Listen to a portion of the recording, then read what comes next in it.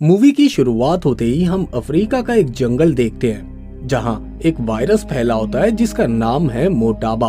अब इस जगह पर कुछ डॉक्टर्स और साइंटिस्टों की टीम आती है जो कि इन्फेक्टेड हुए कुछ लोगों का ब्लड सैंपल लेते हैं। उसके बाद ये लोग वापस चले जाते हैं। कुछ ही देर के बाद अमेरिकन आर्मी के जनरल एक ऑर्डर पास करते हैं जिसमें ये लिखा होता है कि इस गांव पर बम गिराकर इसे तबाह कर दिया जाए ताकि यहाँ के इन्फेक्टेड लोग मर जाएं और ये वायरस आगे ना फैल सके।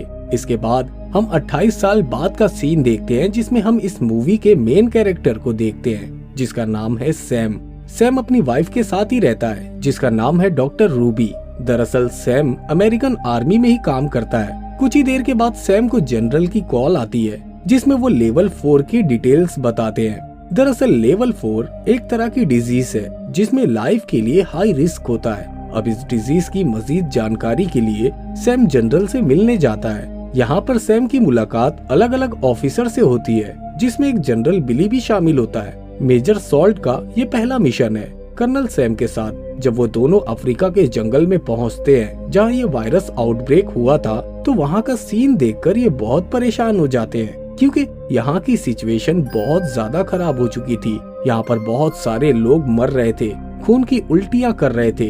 ये देखकर मेजर सॉल्ट बहुत परेशान हो जाता है। वो अपना हेलमेट उतार देता है और रोने लगता है। तभी सैम अपने उस साथी को दूसरे से अलग कर देता है और तभी वहाँ एक आदमी आकर उन्हें बताता है कि ये वायरस हवा से नहीं फैलता। लेकिन ये लोग उस आदमी की बात को नजरअंदाज करके सैंपल को कलेक्ट करके वापस अपने मुल्क में आ जाते हैं। जब कर्नल सैम इस वायरस का टेस्ट करता है अपनी हाईटेक लेबोरेटरी में तब उनकी टीम को पता चलता है कि ये मोटाबा वायरस है और ये वो वायरस है जो आज से 28 साल पहले आया था।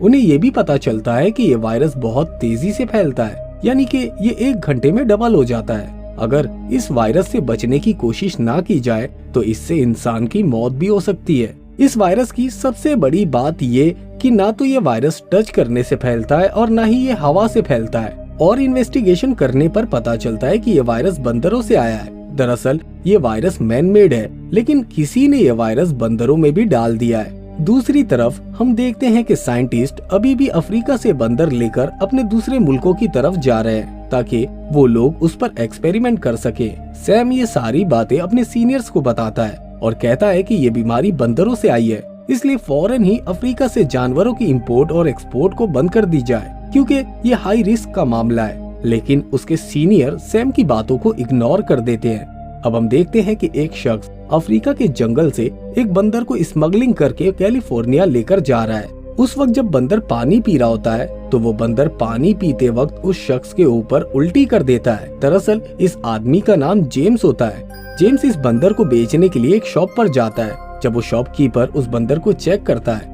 तब वो बंदर उस शॉपकीपर के हाथ पर पंजा मार देता है जिससे वो जख्मी हो जाता है और उसका थोड़ा सा खून भी निकलता है। जब दुकानदार नोटिस करता है तो वो जेम्स से कहता है कि मुझे मेल बंदर की जरूरत है ना कि फीमेल की।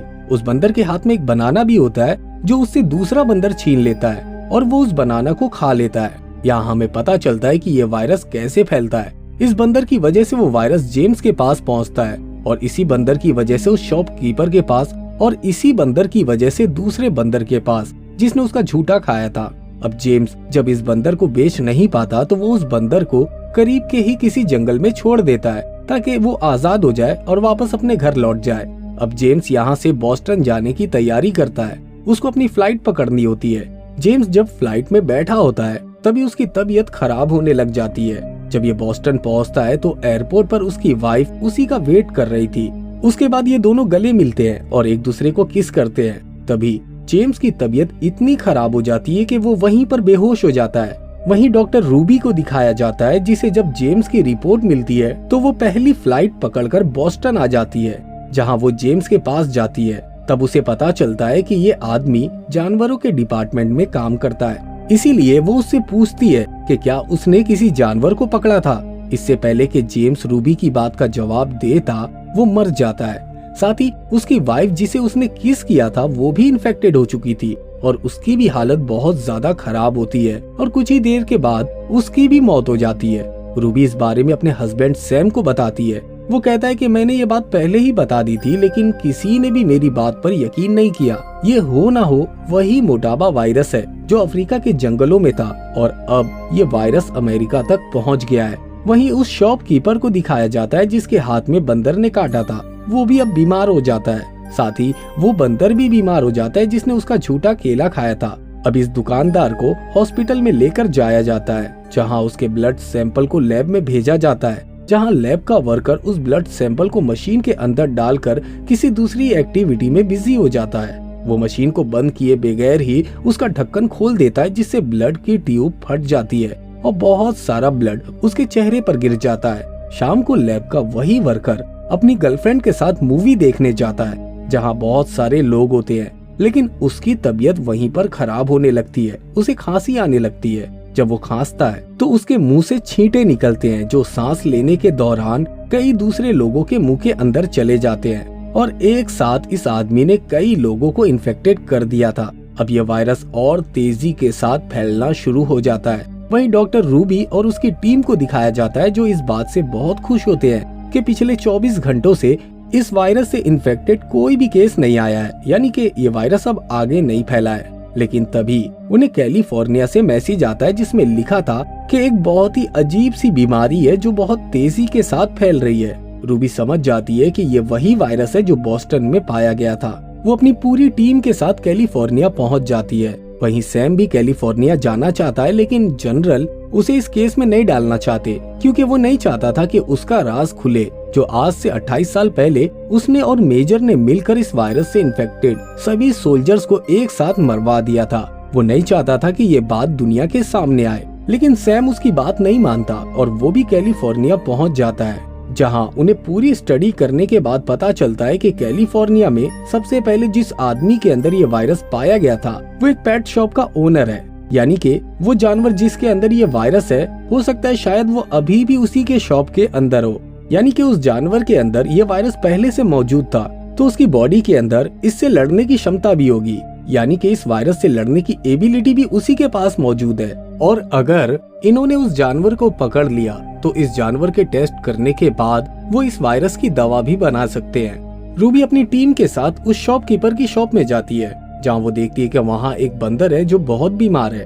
वो कहती है कि ये वो बंदर नहीं हो सकता, क्योंकि अगर इस बंदर के अंदर ये वायरस पहले से होता तो ये इस तरह बीमार नहीं होता। हमें इसके ब्लड सैंपल्स लेने होंगे।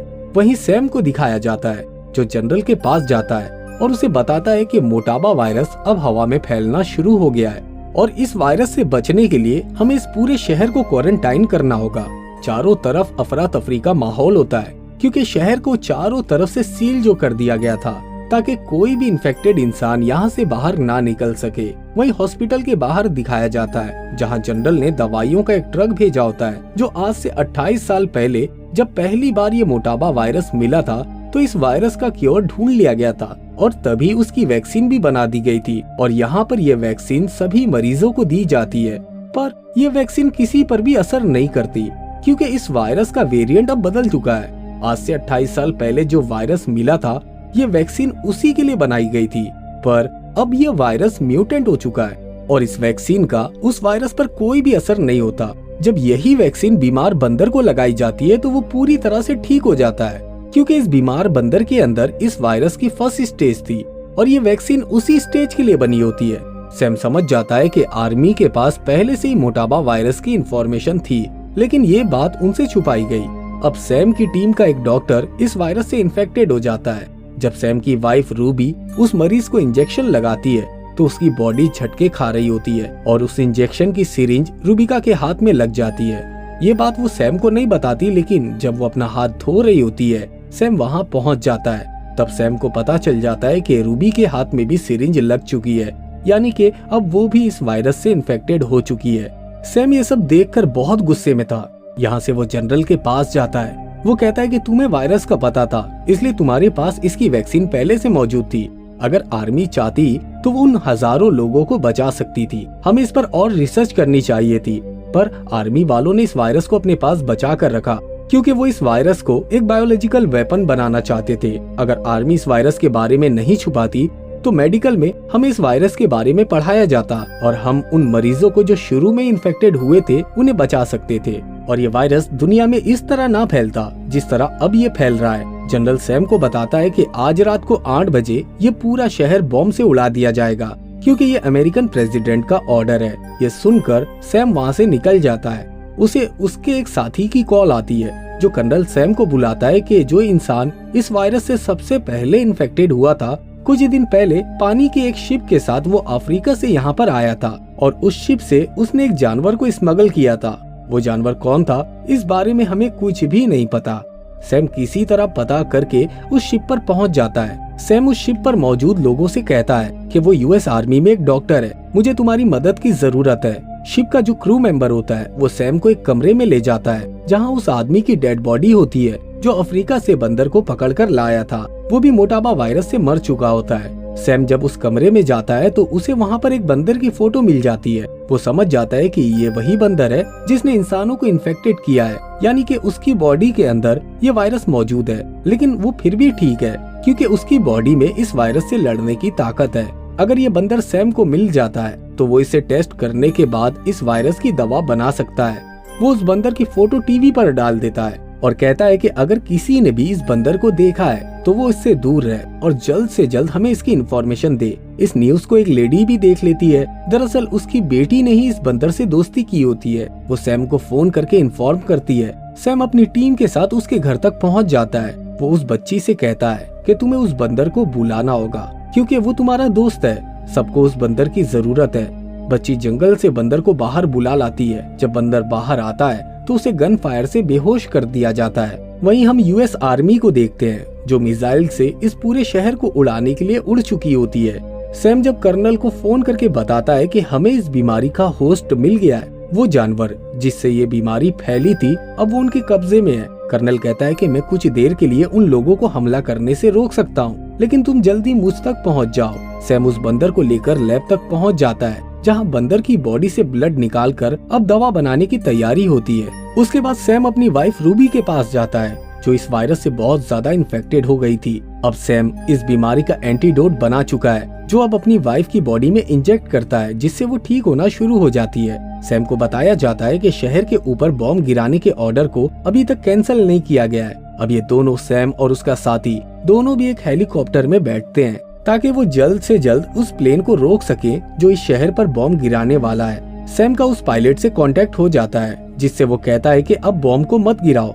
क्योंकि हमारे पास इस वायरस की दवा है। लेकिन मेजर डोनाल्ड उन्हें लगातार ऑर्डर दे रहा होता है और कह रहा होता है कि उन्हें शहर पर बॉम्ब गिराना है, लेकिन पायलट कर्नल सैम की बात को सुन लेते हैं। वो जानबूझकर उस बॉम्ब को समुद्र के ऊपर गिराते हैं जिससे शहर बच जाता है। मेजर डोनाल्ड उन्हें फिर से ऑर्डर देते हैं कि बॉम्ब को वो लोग एक बार फिर से लोड करके शहर के ऊपर फेंकाएं ताकि हम इस शहर को पूरी तरह से खत्म कर सकें। ये सुनकर जनरल को गुस्सा आ जाता है। वो कहता है कि अब तुम्हारा कोई भी ऑर्डर नहीं चलेगा, तुमने प्रेसिडेंट से सच छुपाया है इसलिए तुम्हें अरेस्ट किया जाता है। वो कहता है कि तुम भी मेरे साथ फंसोगे क्योंकि हम ही दोनों ने 28 साल पहले इस वायरस के बारे में दुनिया से छुपाया था। इन दोनों की वजह से यूएस आर्मी के इन्फेक्टेड लोग जो अफ्रीका में मौजूद थे उन्हें बॉम्ब से उड़ा दिया गया था।